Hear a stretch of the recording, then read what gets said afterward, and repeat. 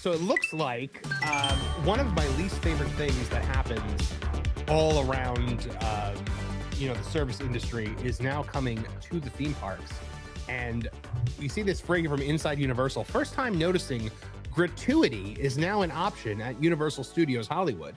This was at the Toadstool Cafe, but we haven't spotted this anywhere else in the park yet. What do you guys think about this? Tips coming to Universal quick service restaurants. That is a slippery slope that I don't think can be walked back. You see, that's why I wanted to cover the story, because it's a relatively small thing, right? Oh, it's only one quick service location or a counter service That's location. how it starts. What's the harm in it? It's no big deal, Marvin. It's fine. But like you said, that's how it starts. And do we see this as an industry trend? I mean, this is a restaurant location that's already on the higher side of things, partially because, it is utilizing that Nintendo license. And obviously, there's a shared revenue stream there. And Universal wants to go ahead and grab all they can from that, which is fine, whatever, no big deal. But now you're adding on tipping on something in which, is the chef preparing the food actually going to see that? I'm not sure. So who does it actually go to? Does it go to the runners and so forth? And does it justify a tipping system like that? It does not. It's quick service food. It is right. It's not like, so here's the thing though. This is at the counter. I have never paid at the counter at Toadstool Cafe ever. Typically Toadstool Cafe, you're ordering on the app and there is no option to tip on the app as of this point in time. But if they are starting to do this as like so what are they doing it for, like a walkout window? Yeah, so the operations at Universal Studios Hollywood are a little bit different than Universal Orlando. Right. Universal this is Hollywood. Okay, right. Yes, Universal Studios Hollywood does not utilize the same system as Orlando, in which you actually sit down, grab your table first, and order on the app. Everything is typically through these windows and so forth. I'm suspecting that they're going to get those systems, but this is why this is kind of profound, is because this is in Hollywood, which is maybe not the big revenue driver for Comcast's theme park division. But it's still in a very expensive area with annual pass holders. This is a kind of viewed as a very nickel and diming type system. And like you said, Marvin, it does have the potential to be expanded to other places. Also, too, I'll note the tipping starts at 18%, which is also like, it's not even like 10 or 15. Right. No, it's 18. So it's kind of like where is this all going right here? This is why this is such a profound story. You know what's funny is I could more justify tipping in Orlando with the mobile order system, because then you actually have a server that is bringing the food to your table and then coming out and bussing the tables. Right. This is just like tipping at Burger King, which I also think is ridiculous. Like I went to an Einstein bagel drive-through the other day to get a bagel and coffee, and they gave me the little machine out the window and it asked for a tip. And I was like, I'm in a drive-through. I'm already I had to, you want to tip a delivery driver or someone who is physically bringing the food to you, that's one thing. I had to physically go to this food. There's no tipping involved here. Pay your employees. That's kind of a lot of people's reactions to something like this. There have been articles and there have been specials as run by news organizations and so forth, talking about this kind of tipping fatigue or tipping going out of control. In this way, to tip within a theme park in this specific setting is just really unprecedented and really unheard of. This is why I think this is such an important story. And as Theme Park Wizard pointed out, the lower lot for Universal Studios Hollywood has already moved towards a cashless system as well. So a lot of little things being done on the financial end in order to maybe perhaps extract as much money out of guests as possible. Again, this is something that I'm not really a big fan of, especially it's out of control from Universal. It's out of control. You tip delivery drivers, you tip servers who take your order and deliver everything at a restaurant. you tip valet drivers and hotel workers who carry your bags for you. These are the things you tip for. You don't tip for or Uber drivers. Tip your Uber driver too. You don't tip at a fast food restaurant or getting coffee or in a drive-through. It's ridiculous. There are so many places. Like I was asked at a convenience store if I wanted to leave a tip, and I'm just like, it's a convenience store. I walked in here, got the bottle of Gatorade myself, brought it to the register, and paid for it. What about this requires more money? Yeah, I mean, it's pretty crazy.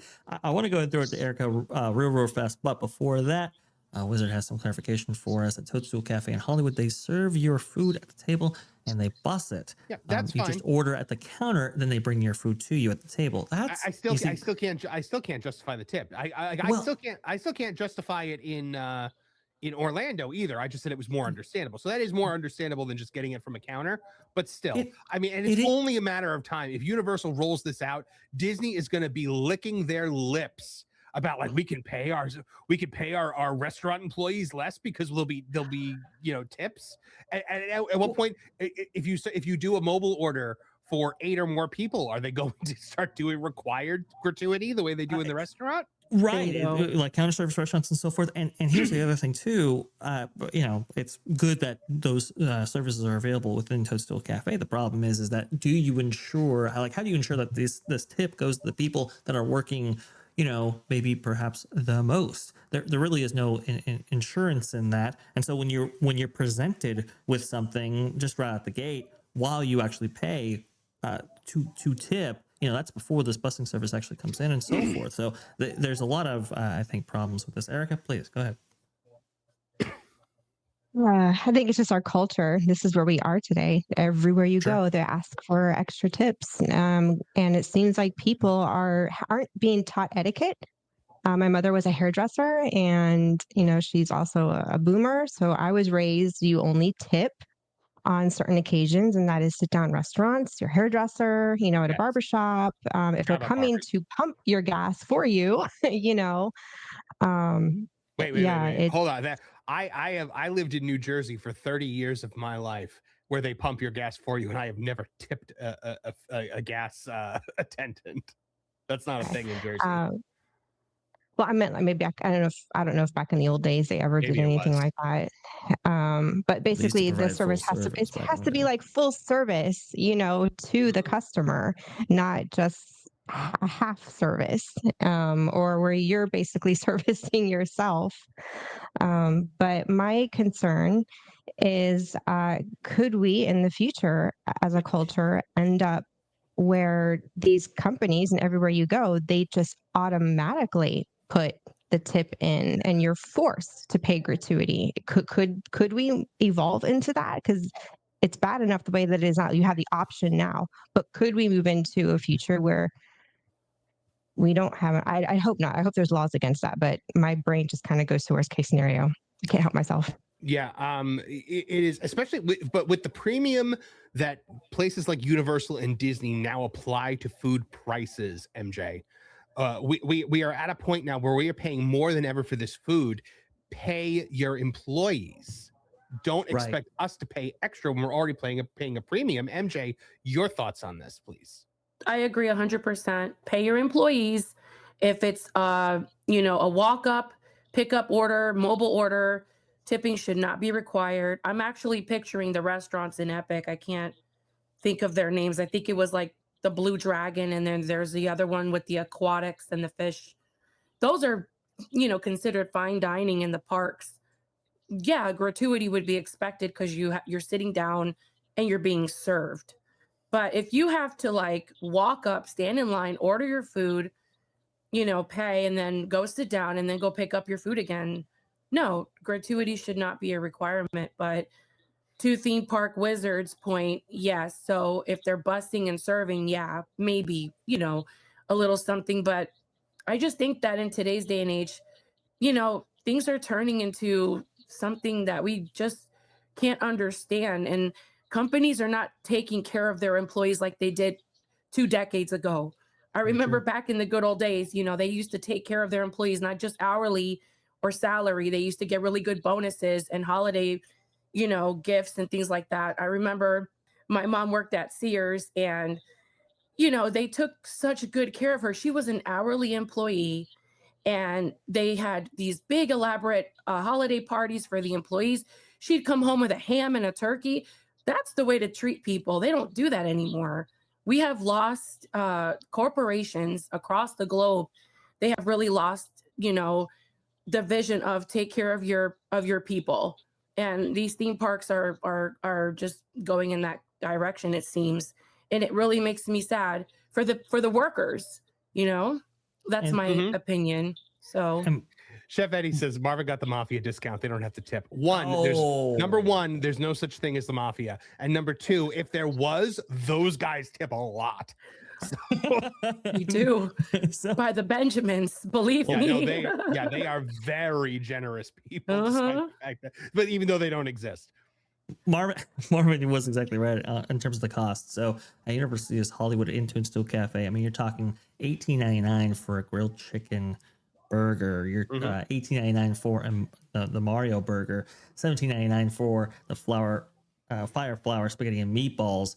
Yoshi's fettuccine alfredo, $16.99. I mean, these are already extremely expensive prices. Yes. So at Epic Universe, on top of that, at Epic Universe, we had lunch at La Café des Rennes in the Harry Potter area, and the butterbeer crepe is $20. Whoa, that's a lot of money. It's worth every cent. But it's that butterbeer crepe.